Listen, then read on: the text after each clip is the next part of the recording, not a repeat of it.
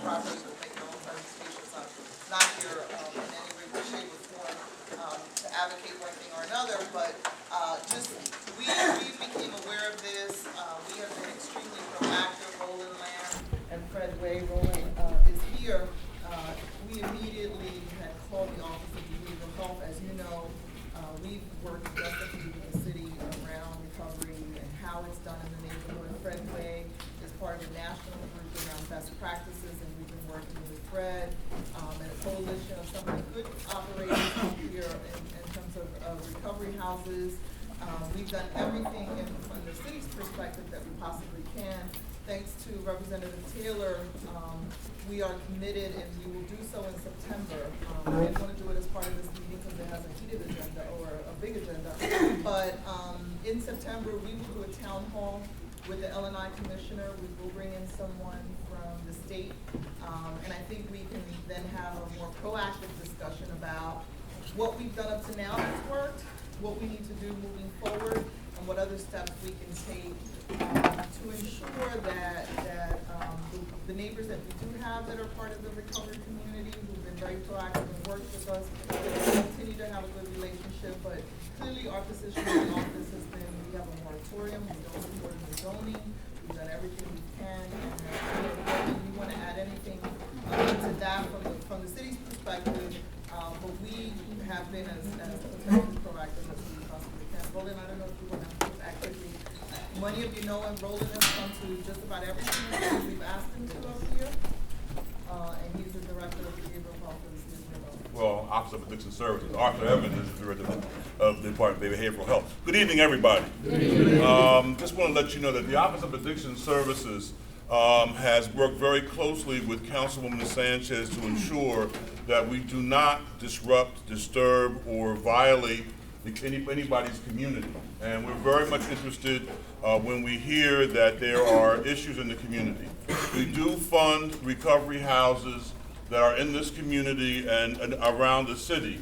And all you have to do is give us a call, and we will go out and take a look at any house that's even not ours. So you need to understand that we are just as concerned as you are that the neighborhood is safe, because if the neighborhood is not safe for you, it can't be safe for people in recovery. Phone number? Yeah, I'll make sure you get a phone number before I leave out of here. And so, in fact, I can give you an email address too. I'll see you when I'm ready. And you will Okay, and I'll email him back. So the idea is that, the Office of Addiction Services, the City of Philadelphia, the Department of Behavioral Health, is there to work with you, to partner with you around these issues. So have a good day, have a good meal, and have a good evening. Thank you. So before we move on, I wanted to acknowledge Don McDonald from Impact Services, who's been a very strategic partner in the 7th Councilmanic District for me, and in this case has agreed to serve as the fiscal agent for our Neighborhood Advisory Council. And as many of you know, trying to get funding at this particular time from the City of Philadelphia has not been easy. But I know that Frankford, in particular, has not gotten the support from the Office of Housing and Community Development that it needs. And that's why the ability for us to pair up our money from the stakeholders with the Neighborhood Advisory Council and leverage those resources, and under the leadership of someone as young, bright, and energetic as Kim, is going to be pivotal to the work that we do in Frankfurt over the course of the next few years. And you know, I won last year's election overwhelmingly, and I thank those of you who supported me and those who haven't in the past. I hope that over the course of the next 4 years I can earn your support. But after redistricting, Northwood and Frankfurt are no longer divided. Now I own all of you, or you own me, whichever way you want to look at it. So this type of funding and the type of work that we want to do, along with the work that we're doing at the CDC and on the Carter, we just got some additional funding for the Carter cleanup that I'm sure that Tracy will talk about from the CDC's perspective, either in a future meeting or as we move forward and relaunch that program. So we have been able to, under tough economic times, bring new resources to Frankfurt that I hope, in partnership with all of you, when we agree, and especially when we disagree, that we can at least agree that we're trying to move Frankford forward. I've always told Frankford, and I feel very strongly when I talked with, through the Murals Project, many of you were interviewed, and I got to hear some really great stories about Frankfurt. And people dream about the Frankfurt that was. I can't give you the Frankfurt that was, but I can help you create the Frankfurt that can be for us and for your children. And so I hope that in that spirit, and in light of what you see here, for our commitment and our continued commitment in our office through the work of Jason, who lives here, and some of the other very strategic partners that we have on the ground, people like Jennifer and others who pick up the phone and they've called us and they've challenged us, and I hope to continue that kind of rapport.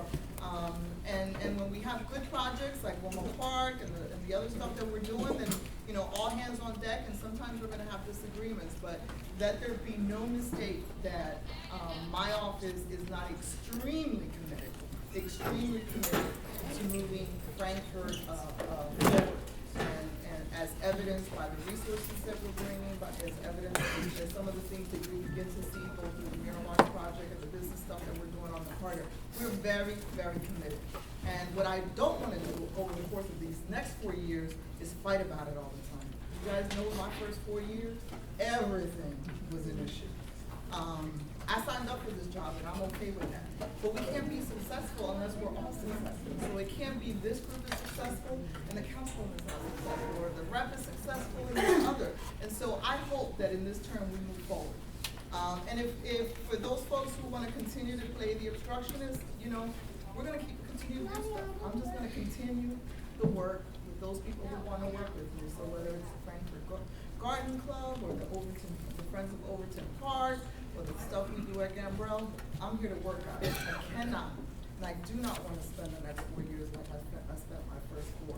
And I feel like I've earned the stripes to, I listen, I come when you guys ask me to come, and I take my hits when I have to take them. This is extremely important. This is our neighborhood. And having grown up in Hunting Park, many of you read the controversy that I had in Norris Square, my own backyard. Joe alluded to it in one of his emails. This is about accountability.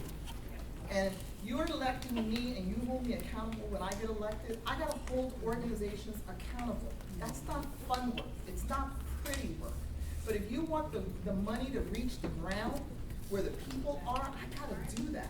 And that's not pretty sometimes. And I'm okay with that, because that's what I signed up for. I do not want to be in office where I'm going to rubber stamp nonprofit organizations and boards that don't live in neighborhoods, and I'm not going to do it. That's not what I got elected. I've been a nonprofit director.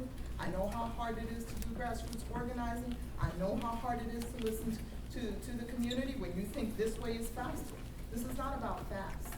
This is about process and respect for the community and what communities want. And I'm committed to that. That's all I've done in my first 25 years in community work, and that's what I want to continue to do. So I am hopeful that in the future, as we confront these problems, that the first reaction is the councilman's dropped the ball. We gotta break away from that. It's tumultuous. People tell me, oh, we called 311, we called this. Guys, call Jason, me, the office. Come to the office. Many of you come to our office. Let's start from a point of, let's assume everybody's not informed. Let's assume we all don't have accurate information. Let's assume that, and then let's work towards a common goal. But when the calls are, just drop the ball, or some of the comments that were made to some of the reporters and the misinformation, we have the data. We asked the Office of Behavioral Health to do the assessment. We have the data on who the bad actors are. We can show you where we've done the L&I inspections. Folks, we're working at this stuff. And it's not easy work and it's not pretty work, but we got at least, when folks call the office, I take it from a point of, this is good stuff, this is about us resolving it. But we can't take this always as just a hostile. I'm all for communities doing protests and organizing. Even if you have to do it to me so that I can get Office of Behavioral Health or L&I to work. That's part of the process. But we have to inform people with accurate information. And we do a disservice to each other when we start with bad information and then we put that out there. And then that just creates fear, it creates confusion, and it never gets to a positive resolution. So I want to really emphasize how important the NAC and the work that they're gonna be doing and the stakeholders are gonna be doing, and my commitment and my investment to making sure that they are as successful as they possibly can.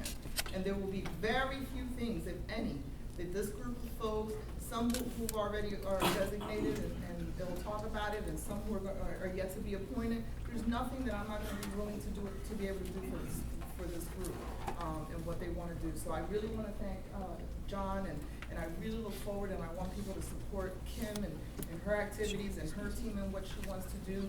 And that's the best way I can demonstrate to you that I'm committed to this neighborhood, is by putting the resources, leveraging those resources, and then just getting it done. Let's just roll up our sleeves and get this done. I mean, I believe in this. I wouldn't be in this line of work if I didn't believe in it, and I didn't see all the great people that are here. So whether it's AME, Second Baptist, Gangrel, Overton, all these, we have tremendous resources. The library, we're gonna do some stuff with the library.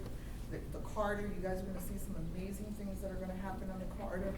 I'm in, and I hope all of you are in it with me, to make our community better. Thank you.